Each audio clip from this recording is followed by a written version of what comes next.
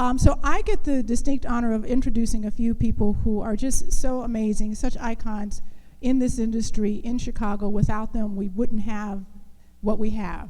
So join me in welcoming to our platform here, Freddie Dunston. Thank you.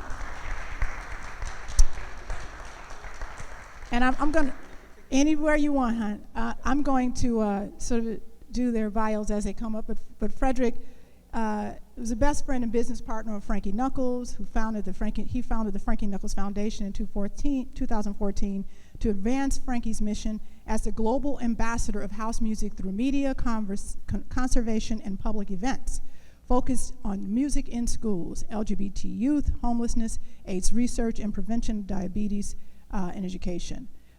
Frederick is retired from a career with the clerk of the Circuit Court of Cook County.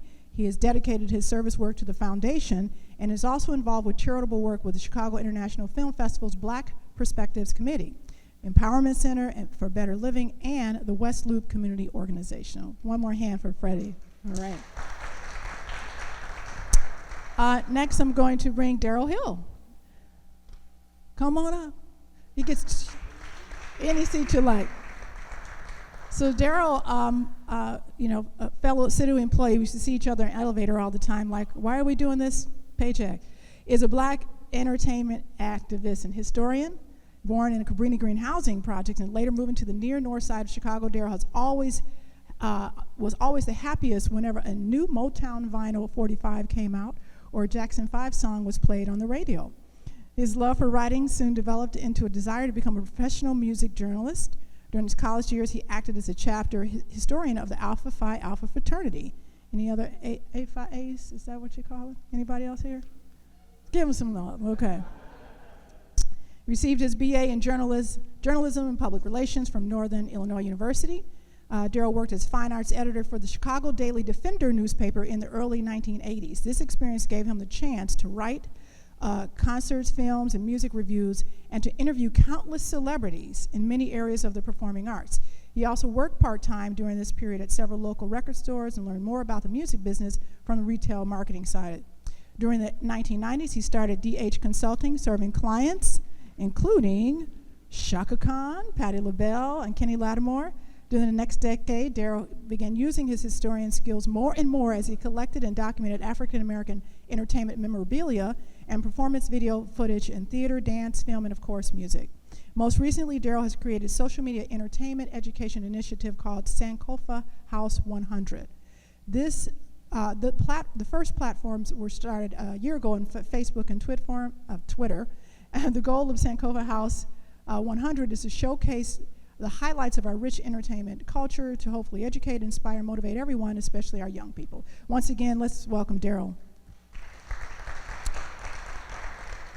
So we have, that's just our panelists. We have Darrell and Frederick and one more.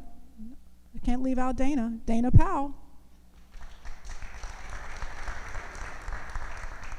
Dana goes back long. We go back real long time ago. We were very young teenagers.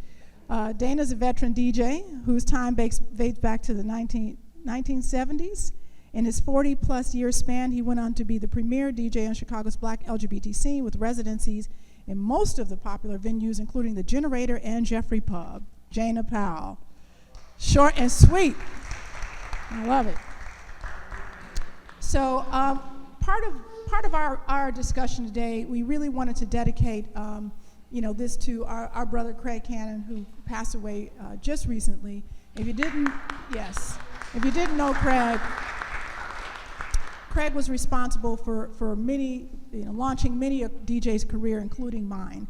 So when I started DJing, and he had known me for years, and I hadn't worked in many residencies. He's like, you got to get a residency. You can do parties all day long, but you got to start doing more of those. And so he got me a residency at a lesbian bar on the north side, and I didn't know how to play for lesbians. I'm from the house music scene. It's not really. There's a few of us sprinkled around, but that's really, you play for boys. It's a different kind of feeling. And he said, you're good, but you can be a lot better. And he really trained me on how to play for all audiences. And I know that he not only did that for me, but he did that for so many people. He was just a wonderful, wonderful man, and we miss him dearly. So this is dedicated to Craig Cannon's memory. Thank you. So I'd like to ask for a timekeeper, somebody who's going to check me when we need to have 5 minutes less. You'll do that for me? Thank you. Well, in the spirit of Craig Cannon, one of the things, I brought the book. If you haven't read this yet, it's an amazing piece that everyone needs to get. And it really, Micah Salkind is the author of this book, Do You Remember House? Chicago's Queer of Color Undergrounds. You know, he's done a masterful job of sort of documenting the history, of getting the voices that are often not heard, are really helping us to dig deep into where this all started, all the way down to maps of the clubs, and just some amazing it's just an amazing scholarly piece, and I advise everyone to pick this up if you haven't. But one of the things that Michael did was interview Craig, and Craig said, when speaking of dance music, we evolved from sort of R&B to disco punk, to what we know as house music. And he described that as Chicago's musical Stonewall.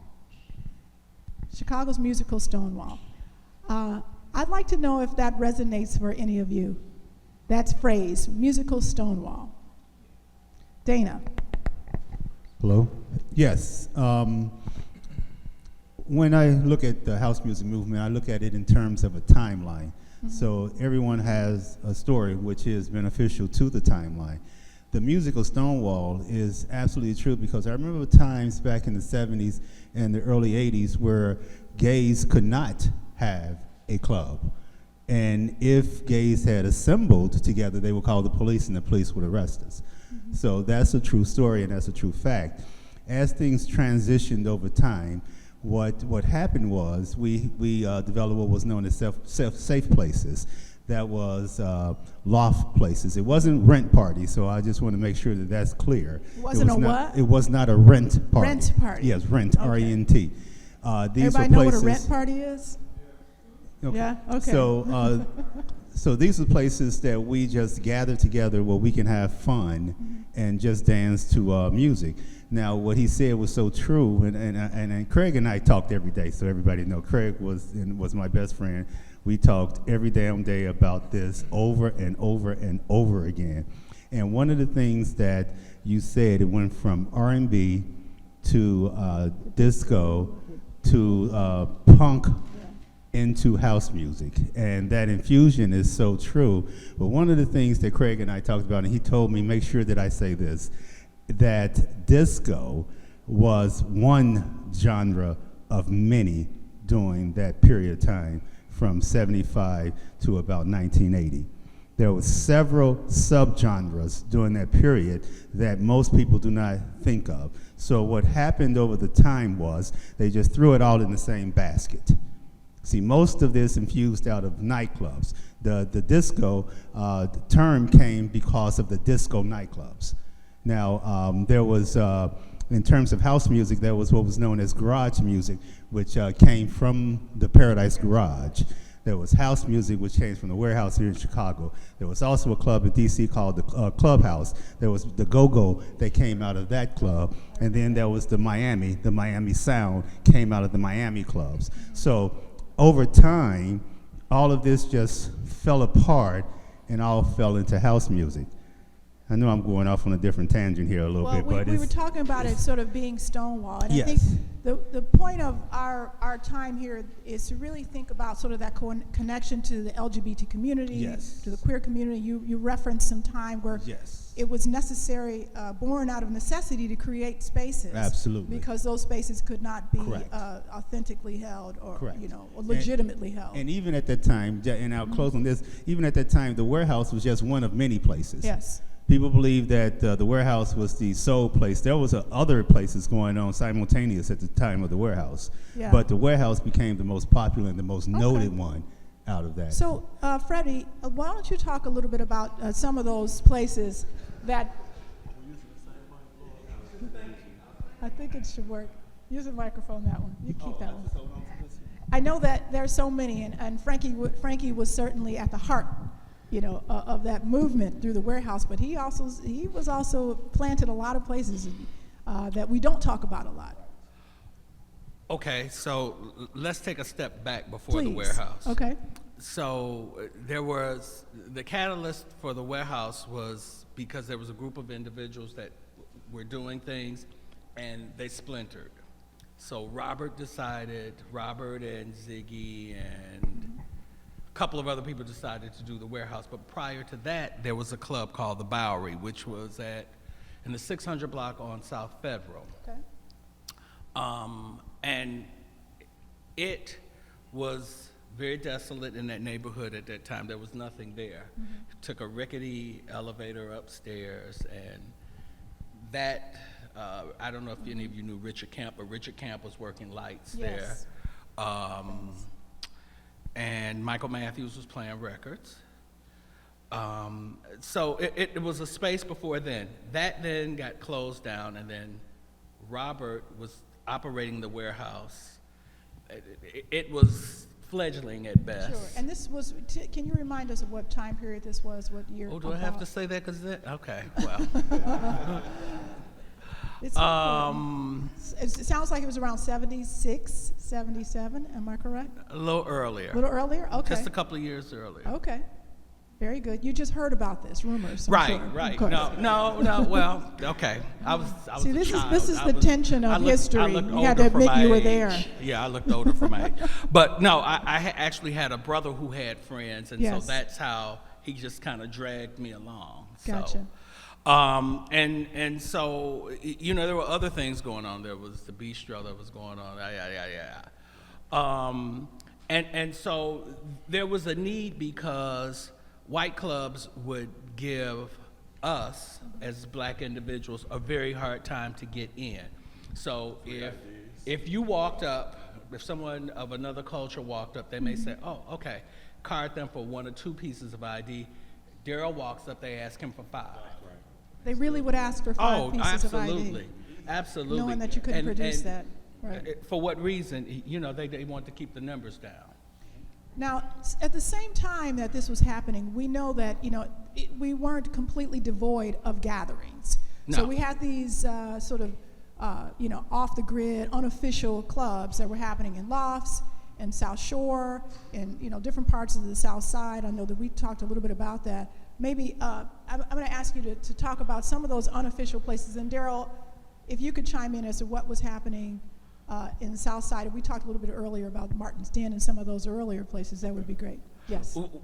It's strange you should say that because the people who were all involved in the Bowery and the warehouse all lived in South Shore. Right. So they had these huge apartments. There's this guy, Fred Arnold. Fred Arnold had an apartment with a ballroom in the middle of his apartment. It was it was on Crandon. So it was just huge. It was like from that door to maybe where the bar is. And in the middle of his space, he had a ballroom with a Wow. mirror ball. And he sounds like it could accommodate a lot of people. Oh my God. I mean, and so you went to those type of parties because there was nothing else to do, and they were kind of underground. And underground's a term that was used a lot back Right. in that day. So you had to be invited or you had to know somebody to go. If you showed up, you probably could get in, but there was no admission, so it was Right. like a house party. And these were predominantly men, gay men? No, they were very mixed. Very I mixed? would say, because at that time, South Shore was it had a name as being Homo Heights. Homo Heights. Homo I've Heights. heard that. Yeah. I've So heard- because there was a very large Okay. lesbian presence there was Okay. also there were a lot of gay men living there as well. Okay. And so that started, from that came the advent of doing the Bowery, the warehouse. It was that same group of people, kind of artsy, who and decided that they wanted to have something that was official. there was something official. Okay. And they were, at that point, they were traveling back and forth to New York, and their thing was, oh, okay, well, if New York can do it, we can do it too. Yeah. I think we often think life started is like before the warehouse and after, everything is AD, like the warehouse was 0.0, and that wasn't the case. No, And I think that's no. why this is important. Darrell, did you want to add So something? yeah, I think that's a very very good point that you're making about the warehouse being the birthplace of house music. Can I just see a quick show of hands for people that know what Stonewall was or is? Raise your hand, or maybe those that don't know. So just to put it in context, I want to talk about the 70s and Stonewall, and as Laura said, the relationship of how that equated to the house movement in Chicago. The early 70s, I just celebrated my 60th birthday in November, so that means obviously in the early 70s I was in high school. However, in my bio, as you heard, dancing and music was always just such an enormous passion. So I was too young, but I was still around and going into places I shouldn't have been and that type of thing. So to put things in context with Stonewall, for those of you that don't know, during the decade of the 60s and prior, I assume, homosexuality was considered a mental illness, and it was also illegal, as Dana mentioned, for men to gather in a bar. Dancing was definitely illegal, etc. But there was always in New York a very strong underground movement that actually predates to the Harlem Renaissance. All that was going on as well.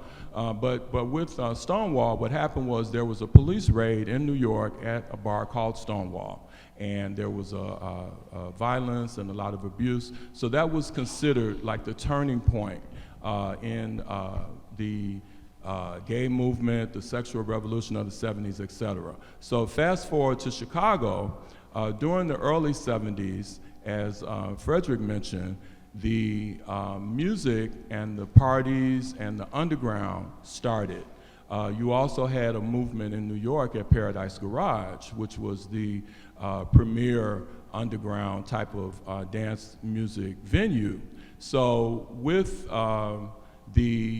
so that I just want to kind of put that in context for those who didn't understand her question about the Stonewall and making a parallel with Chicago and the black example.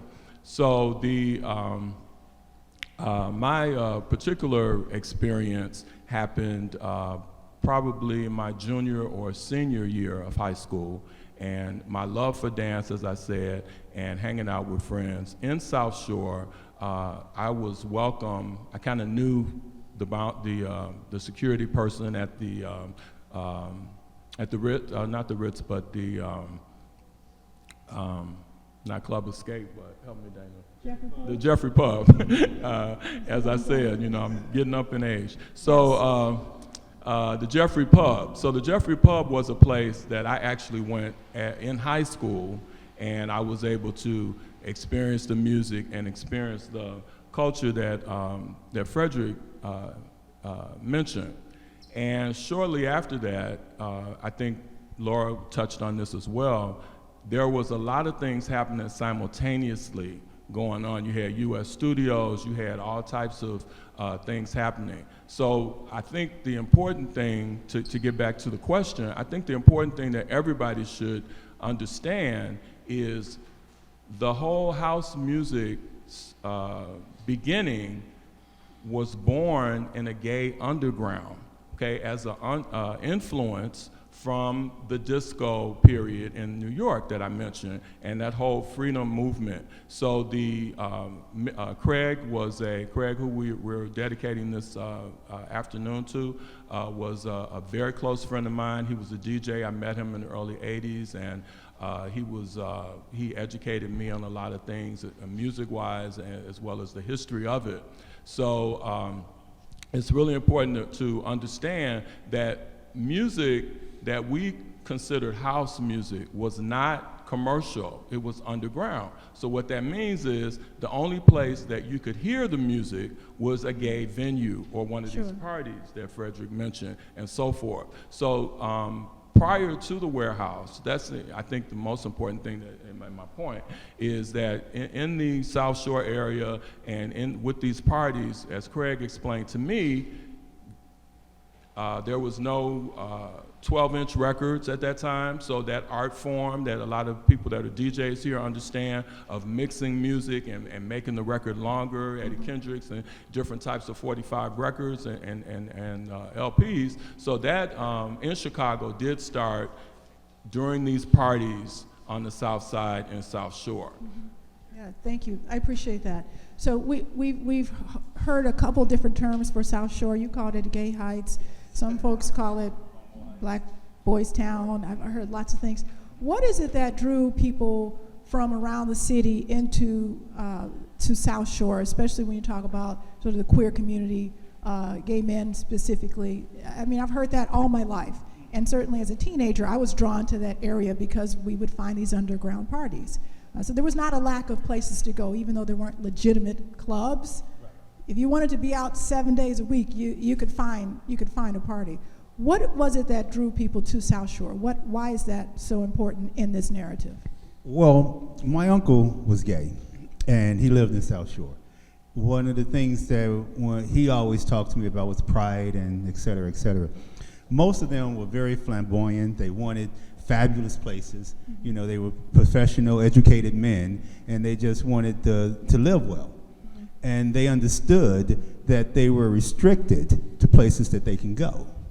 So what they started doing was they moved into South Shore into these huge places, huge, fabulous places, and they turned them into mini discos, if you will. Okay. And, people would come to the party. You would have to be invited. There was no strays. You had to be No strays. Well.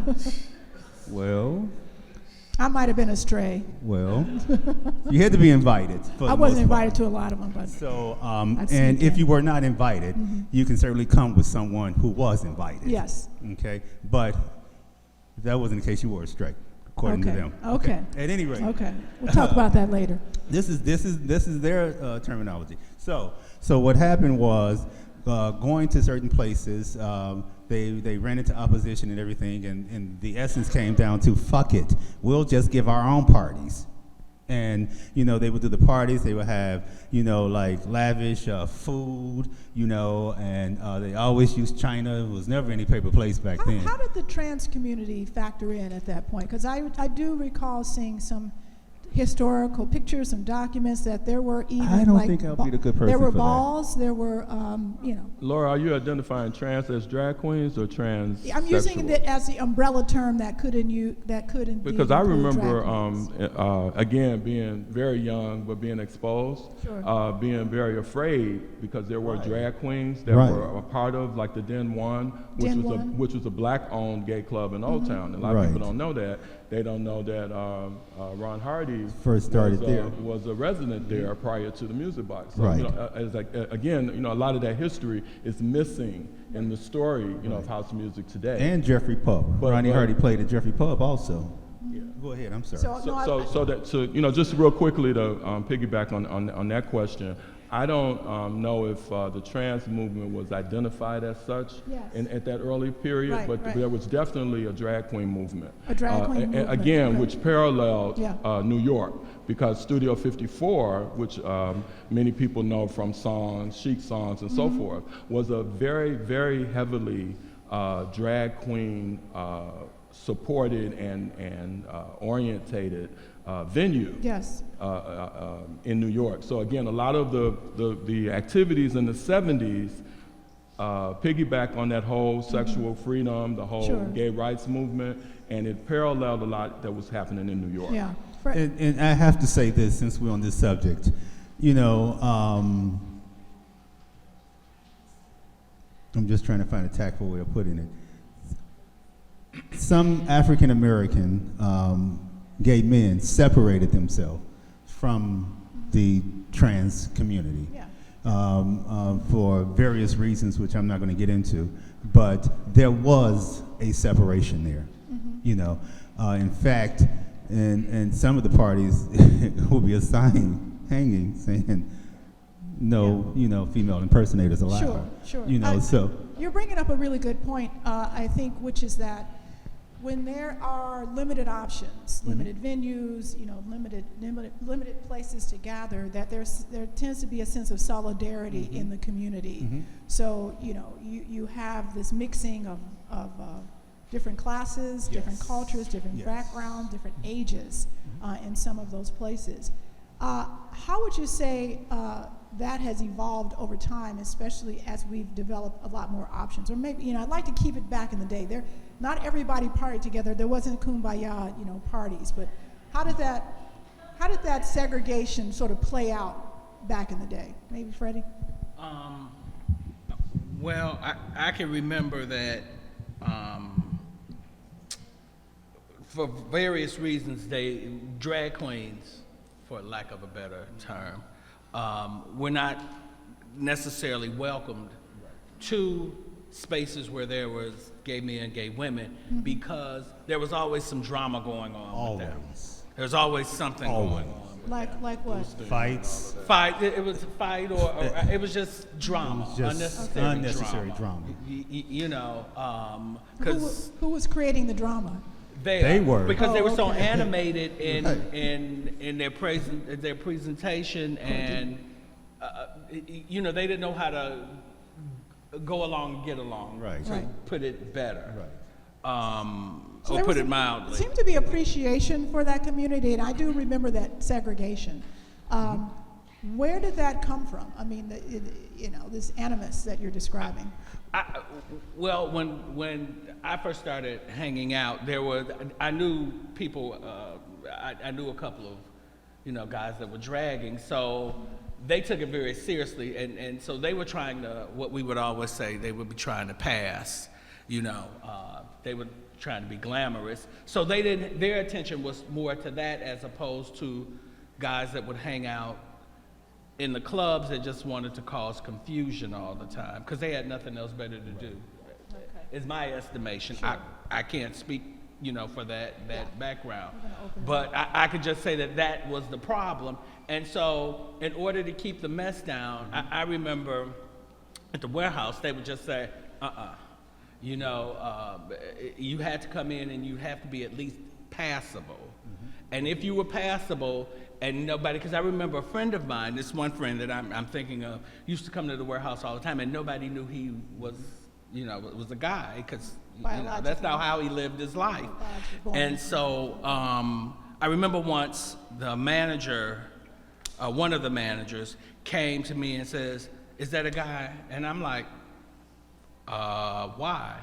Well, we don't want that kind here. And I'm like, and so the irony of having the prejudice within the community, Sure. that's already it just baffled me for a moment. It's already a marginalized group, and then we marginalize people within the group. And so in my mind, I'm thinking, okay, then he's got some hang-ups about who he is as a gay man, because certainly if you decided that you wanted to live your life as that, it shouldn't make me any difference. It's not causing any harm to me. Yeah, I think it's so important. I just never understood it. But from a lot of the instances, it was fights breaking out. It was all type of, it was just, I remember one time at this one party in South Shore where it was 3 trans had come to the party and just turned it completely out. They were throwing vases and everything. It sounds a little bit like that was, that was their standard. Well, it sounds like it was coming from both ends.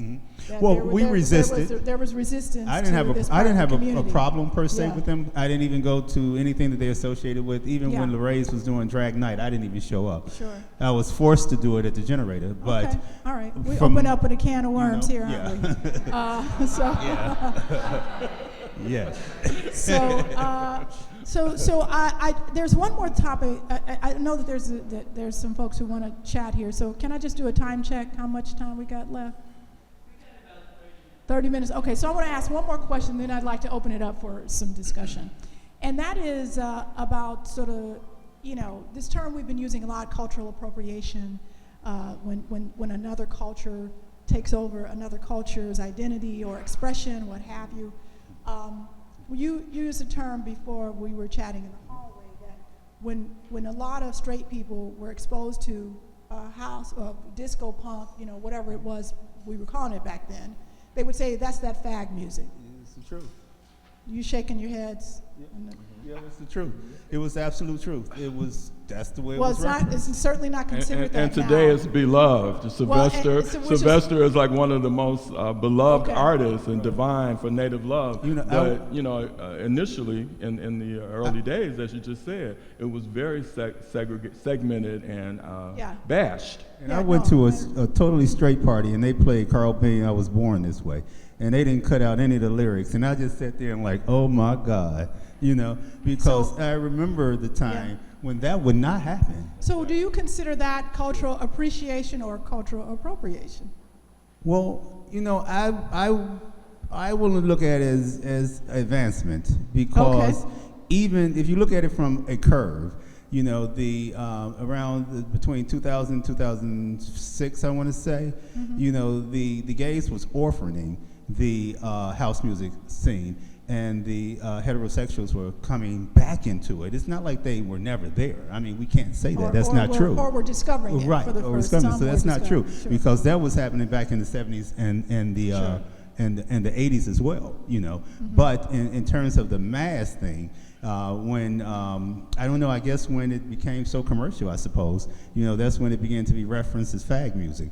I was in Atlanta hanging out with a friend of mine, and they were playing some house music, and the people in the audience were shouting, "Turn off that fag music! Turn off that fag I music!" remember that terminology from really back in the day, like Yeah. when we were at Sours and doing battles, and my friend Jose Gomez, Yes. who was one of my mentors, someone said that to him, who was sort of new to the scene. So it's been around for a while. Freddie, did you want to add anything?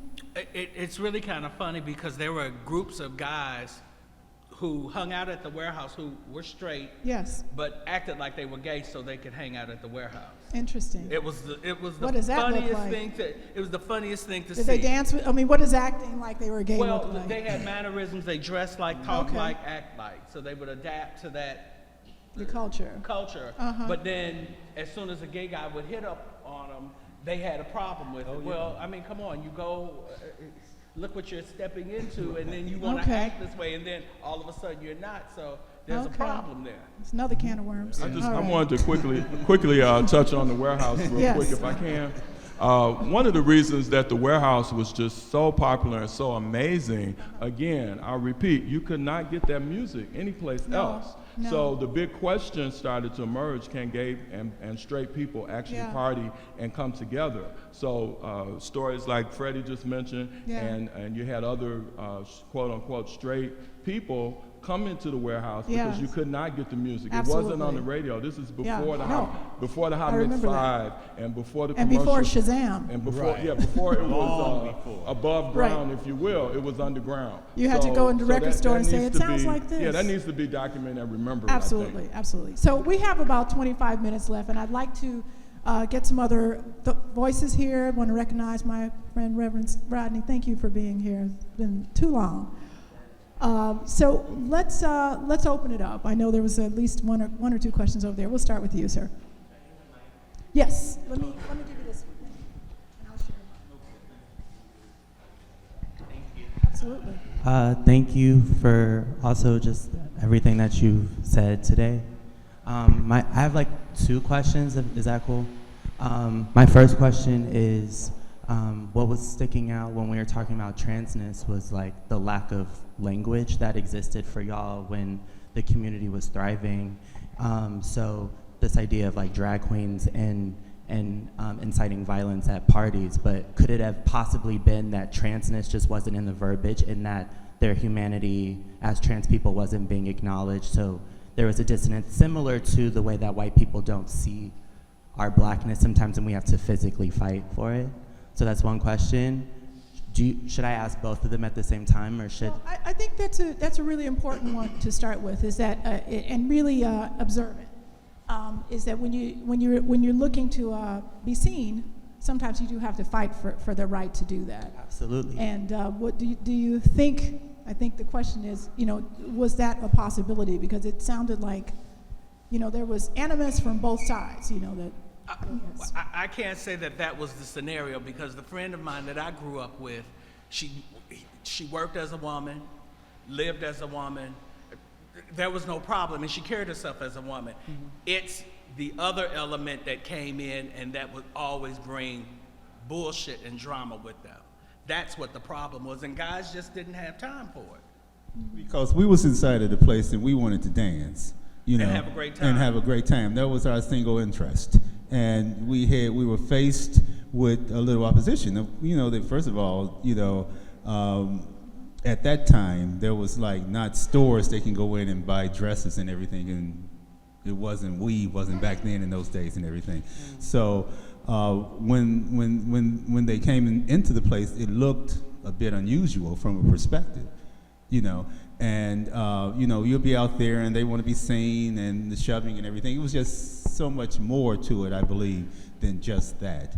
You know, we just wanted to have a good time and dance and drink and smoke weed and do all of that, you know. I don't think there's an easy answer. I want to bring up Craig Cannon again, because he was one of the first people from our community who recognized that that the trans community, drag kings, drag queens, you know, cross-dressers, everyone under that umbrella needed safe places to be. And he created those spaces. Yes, he did. He was one of the earliest promoters to actually, you know, create physical spaces for them to come and just be supported. So I wanted to just quickly answer the question too. I think that that's part of the mix, my brother, definitely. But also, if anyone is a fan or if you've watched any of the episodes of Pose, you'll notice that the lifestyle of those people was one of not having money, stealing the clothes, and also during the 70s, it was such a huge drug culture going on. So I think the combination of not being accepted along with just that whole lifestyle of boosting and competing against each other and that type of thing, it was kind of a volatile mix, I think. Cool. You have one more question? I have one more question. Please. That's two-part. Okay. All right. So you actually have 3 questions. Actually, I'm just taking over this entire interview right now. There you go. Hi. Come on up, so because we're in such close proximity, so house music as we know it starts in Chicago, right? But y'all were talking about garage. Absolutely. And Frankie, I think some people kind of forget that he's a New Yorker natively, right? From the Bronx. He was. Was there ever a connection being made during that time to New York or to Detroit, to other underground communities? And if so, how is that happening? And my last part, and I'm gonna give you the mic back. I am. My last part is, how would you, if you had any advice to young people that are interested in keeping underground culture alive, what would you want us to take from it, and how can we facilitate things that are pushing the sound narrative and not trying to imitate what y'all did, but also being more inclusive, being innovative, and also keeping true to the identity, which is like Black queerness, LGBTQ, all of it. Yes. Yeah. So. Well, I want to answer your second part of your question first. Okay. Today is a different time. It's a different space. So in terms of inclusion and everything, I think that can be a little bit more easily done. My advice would be to create your own. You know, I mean, even in the heterosexual community today, the fight is, I have a place and then I want to intrude. No, create your own. That's where it should, because that's what happened then. It was, you created your own. So I think if you create your own and you cultivate your own and you have your own mission and vision, then that will be an easy thing to do. And just stay out of the bullshit and the minutia. Just stay out of it. And if it comes to your way, just stop it. You have the power to do that. And just continue on your path and what you believe in and what you believe strongly in, and keep going. That would be my advice to Thank you. cultivating something new at this point in time. I'm too old to do it. I don't have the patience. Well, maybe you can help mentor some of these young folks. We all needed mentors. Yeah. You know? I think history and going back and remembering and learning the history is definitely something that will make you successful. Yes. And as Laura mentioned, you know, my project now, Sankofa House 100, that's definitely, I'm eating and breathing and sleeping that whole West African bird of Sankofa. Yes. We have to kind of know where we came from. And a lot of times, I think millennials and younger people have a tendency to start at a point and there's no regard for what came before. And that's with with anything that we do, we got to remember and we got to learn, because that's only going to make you more successful. Thanks. Freddie? I would say just be yourself and be as genuine and as authentic as you can be to yourself, because there are people who, as a sideline, who find it difficult to be alone, and they always attached to you. I'm sure you have friends that are always dating somebody because they don't want to be by themselves. Well, I always say, if you can't be happy with you, how can you be happy with somebody else? You should be your best company. You know what I mean? So be authentic. And the other part of your question, I think people kind of forget that there was life before Frankie came to Chicago. Right. So when I went to the warehouse, the very first night, Craig Cannon was the DJ. Yes. Okay. Right. And before Craig, there was somebody else playing, and even Robert played records. Right. Robert has never been a DJ. You've never heard him say that, but he played records. So there was a whole scene going on. Frankie just happened to come in, and it for some reason everything clicked for him and the stars aligned for him and it worked for him. But there's other people who also did the same thing on other parts of the country. So people forget that there was something else going on before that time. And to just one more thing about that, in the 50s and the 60s, there was known as, the Green Book, where African Americans used to travel. The same type of thing happened in the gay culture. So if I was in D.C., New York, Philadelphia, wherever it is, we knew this is the club to go to, this is to go to. So it was almost like a green book there. Sure. So no, it was a mental thing. It wasn't a physical book. It was you knew where to go. Sure. You knew in New York, I'll go to the Nickel Bar, or I'll go to Keller's. Sure. If if I'm in D.C., I'll go to the Bachelor's Mill, or you just knew this is where to go. So it was a mental green book at the time to answer the first part of your question, and we knew where to go, that we can have a good time together without any drama. Yeah, I was going to say it was holiday driven too, because each major holiday, it was Atlanta, for example, and there was clubs there, or it was New York and so forth. So all of that kind of contributed to that green book that you mentioned. So I think Freddie's point is just so huge, that so many things happened simultaneously, and it was a synergy going on along with just that decade and what we dealt with. And also, it was a pre-AIDS period, and that's a whole nother probably conversation for a whole new panel. But the AIDS epidemic changed so many things abruptly, like a ball and chain. So when you look at the advent of hip-hop music and those rap videos and that gangster thug thing, all of that was by design. And again, we're getting into like a really heavy situation. We'll have time to subject that we don't have time to talk about. But again, the 70s, you just had that synergy of that sexual freedom, that gay rights movement post Stonewall, and the influence of the drugs. So all of that kind of worked as a synergy. And also the power of the gay underground. Because, records did not move unless it went through the gay underground. I don't care what you try. You can try and do any other way. If it did not go through that gay, it will not move. Yeah, you mentioned Shay La Femme. Yes, Corey Day. And then we have another Corey Day question. said in an interview, she said, once they completed Dr. Buzz's original Savannah Band's Shay La Femme, which took them a year to do, because of relationship problems, etc. She said that once they completed it, they went to the straight clubs to shop the song, and it didn't do anything. She said as soon as they took it to the underground, the gay underground, it blew up. I mean, and right now you can put it on in the party and everybody get up and dance, But one of the things too, and it was a reference point, and I really like this, the Get Down that was on Netflix. That the history there was so accurate. It was just so absolutely amazing. When I watched that, I went back in time and I started thinking about things that I had forgotten, and I ran around in those days. I had forgotten about it.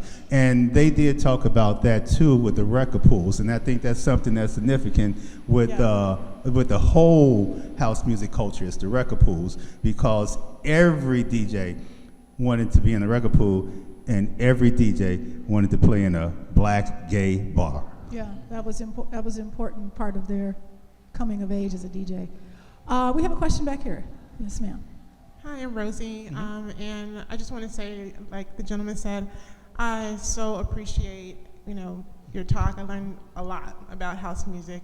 I was a kid in the 80s, and every once in a while, a house music song would come on the radios. We're driving around, and it's like, where'd that come from? It's really cool, and I want to hear more about it. And so this just opens up an entirely other world to me. I didn't know that that was the case.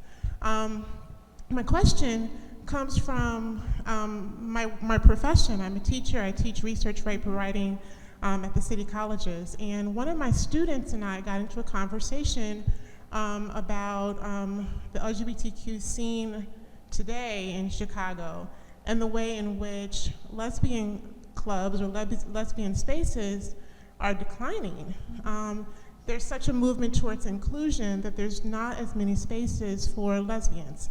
And when you guys started talking about this, I thought about the role of Black lesbians in the Chicago house music scene in the underground, and where were they in this sort of development? Sure. I don't know if that makes sense as a question. I'll answer as a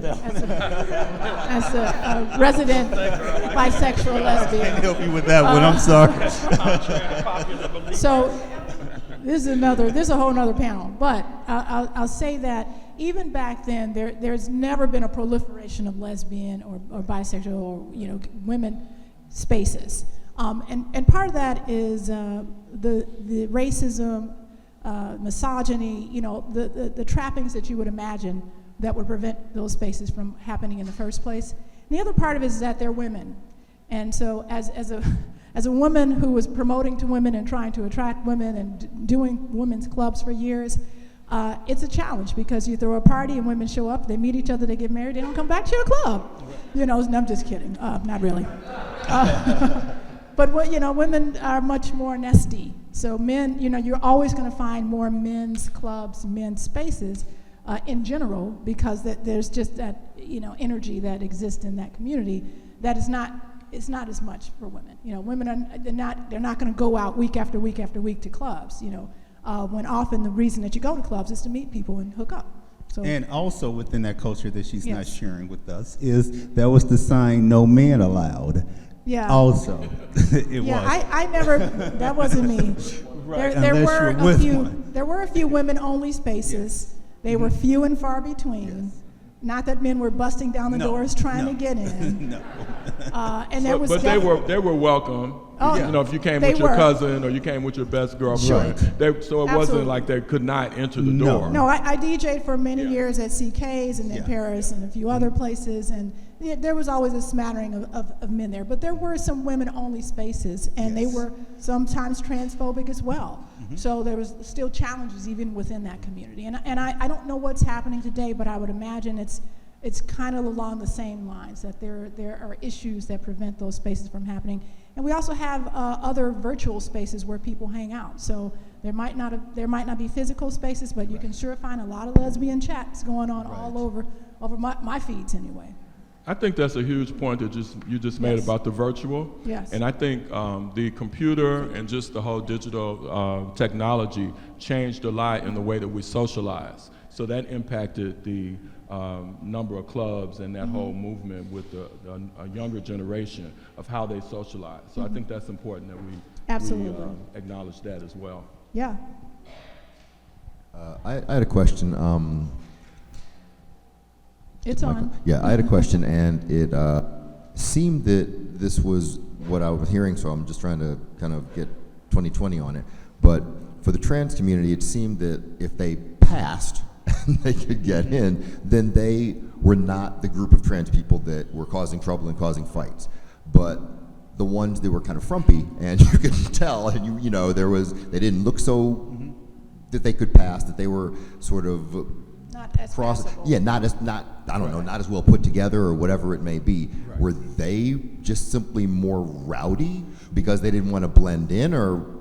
Well, in any situation, it's not 100% everything. So there, you're heading down the right path on that. I think. If that's the case, then why do you think? I think that I wanted to be accepted. I wanted to be, seen. I wanted.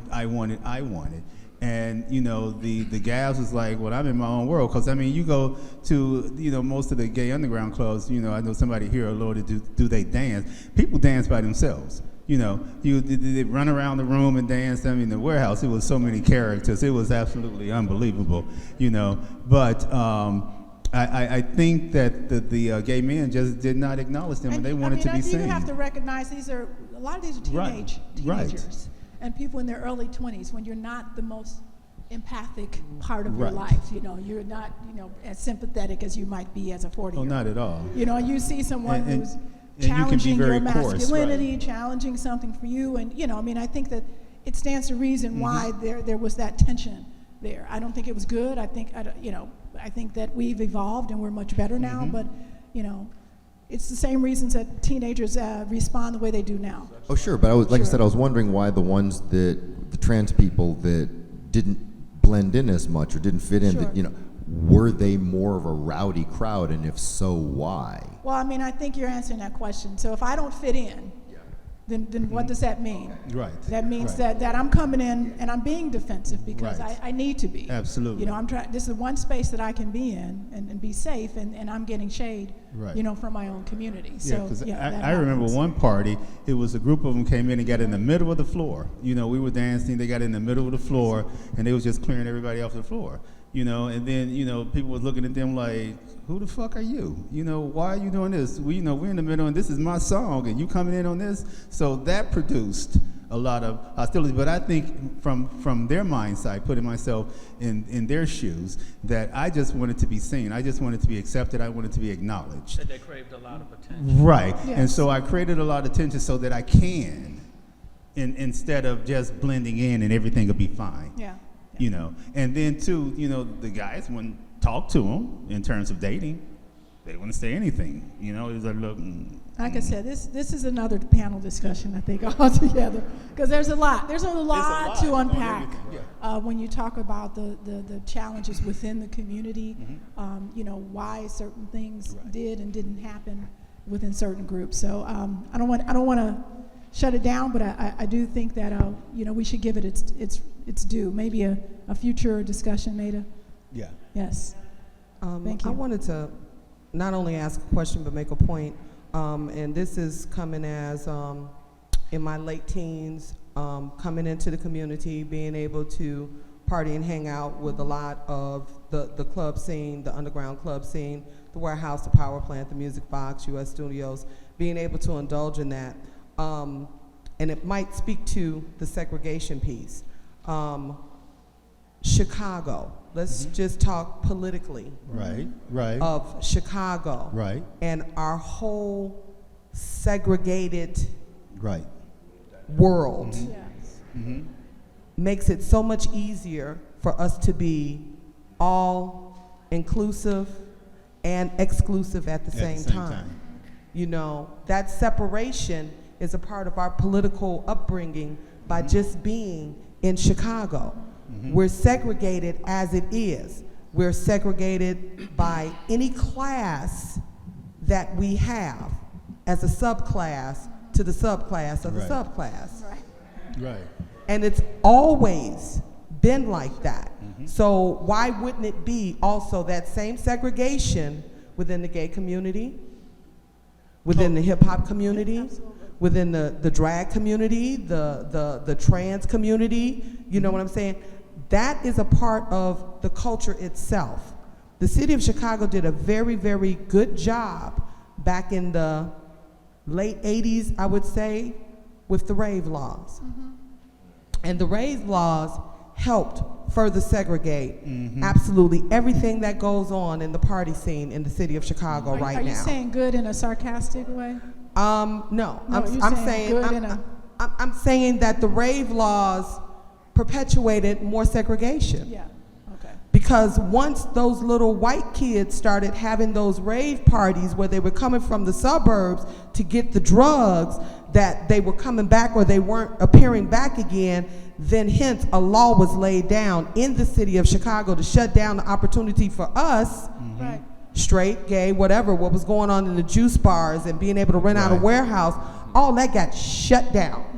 Because, I mean, you remember the Gallery 21. Gallery where 21. They wouldn't even give Frankie permits to open Yeah, that one, all you know? of that. All of the And- permits. We didn't have permission any longer. And speaking to that again, right around the corner from the Generator on I forget the name of that street, there was a place that they had rave parties. The police was there all the time. Every time you look up, the police was there. So what they started doing was they started fining the DJ $10,000 and the promoter and the promoter, $10,000. if they could find the promoter. Yes, 9 if times they could out find of it, 'cause 10, the promoter dipped saw the police coming and in, dipped. they slipped out the back You know. door. They didn't have nobody left Right. but the DJ. And so Whoever playing the music, that's the last Right. one you're gonna get to. Yes. Wow. And then I remember one time, this place around the corner, they had each one of them one by one to come out of the place, and they wrote them each a ticket. Each a ticket. Each individual. So with a our ticket. political climate that has always been that of segregation in the Chicago area, it's my surprise that house music has even been able to thrive the way it has been. The fact that we can still go out any given night of the week and enjoy some sort of house music party, that it was able to thrive some 35 years later, because they shut us down. Yeah. They shut us down. They didn't want us Well, gathering. They didn't want it. They didn't Right. want it to be a safe. They didn't want safe spaces. No. Because safe for us Right. wasn't safe for people that were coming from the outside Right. to get other things that were enjoyed by us. And we took care of each other. I'm so happy that you brought that rave law, my sister, because that also is an explanation why there's no black-owned clubs, and it's so hard to get a liquor license even today. All of that was systematically designed by design because of the reasons that you're mentioning.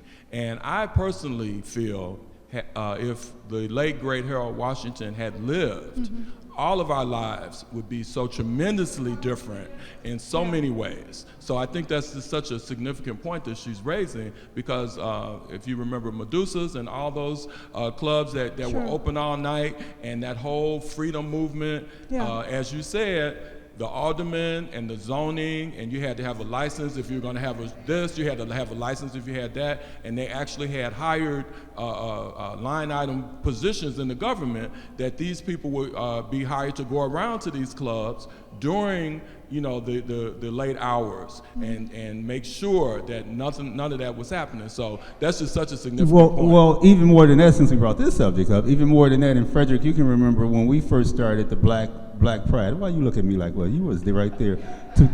We are together as one, remember? At any rate, the first year that we launched Black Gay Pride was fine. The second year, the police got involved. Yeah.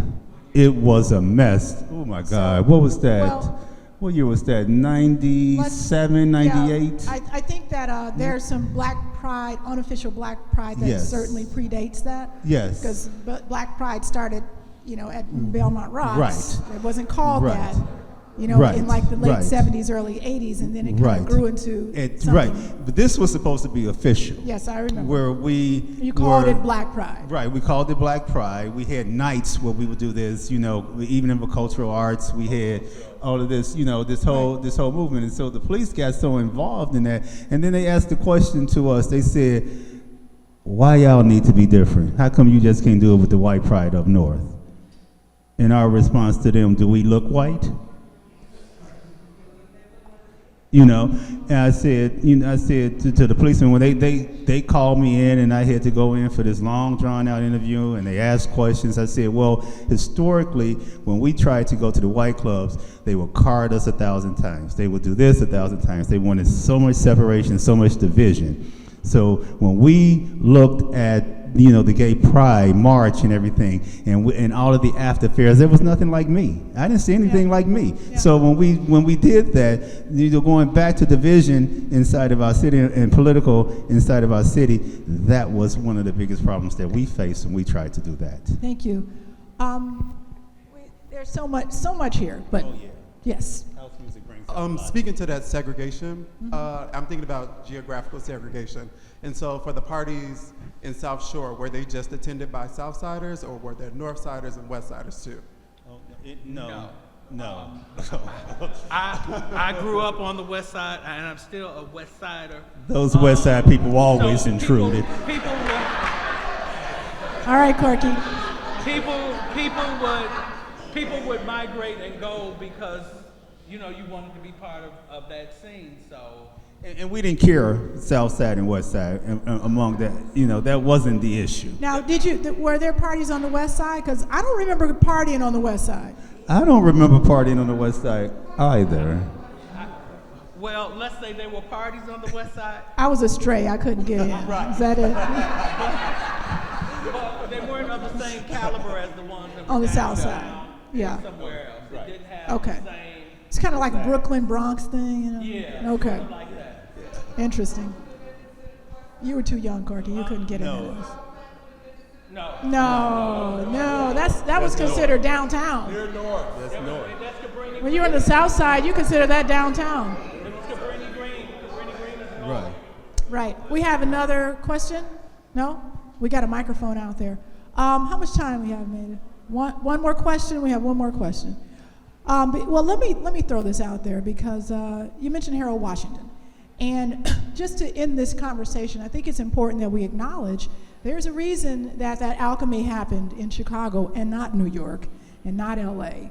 And I think Harold Washington is a very sort of underrepresented force in that, because there was an allowance for young people to be exposed to these things, to have this freedom in juice bars and places that were part of our city's fabric. And we were coming of age, where things were opening up, where different kind of coalitions came together to empower folks across the city. And so I think that, part of his legacy, maybe knowing or unknowing, witting or unwittingly, contributed to what we understand as this worldwide music of house music. What do you think about that? Well, I remember when Harold, not like I knew him personally, but when he was running, I remember being in an establishment downtown having a drink after work. So, and he You came care to on name TV, that establishment? and he came on, the news came on, and all of a sudden, you look up and you saw Harold Washington. There were all these house DJs behind him, lending their support to his election.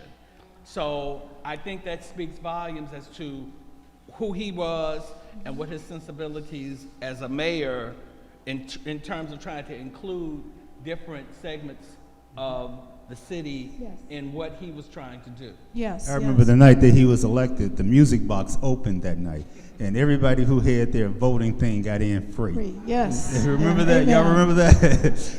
That was an awesome night, though. That's a powerful image. Yes. So I want to thank you guys for being a part of this panel. Thank you. I did want to say, you're all amazing icons. I hope that you will try to keep this history alive, and I hope you will join me on Vintage House Radio, 89.3. We're there every other Wednesday with my co-host Lauren Lowry. Guest co-host this week is Charles Matlock, and he'll be there with Mickey Calvin. So if you don't have 89.3, you can stream it at WNUR.org, and you can also catch us on Facebook Live. So I want to say thank you for your amazing questions. I hope you stick around. There's a lot more to come, and enjoy the rest of your day. Thank you all.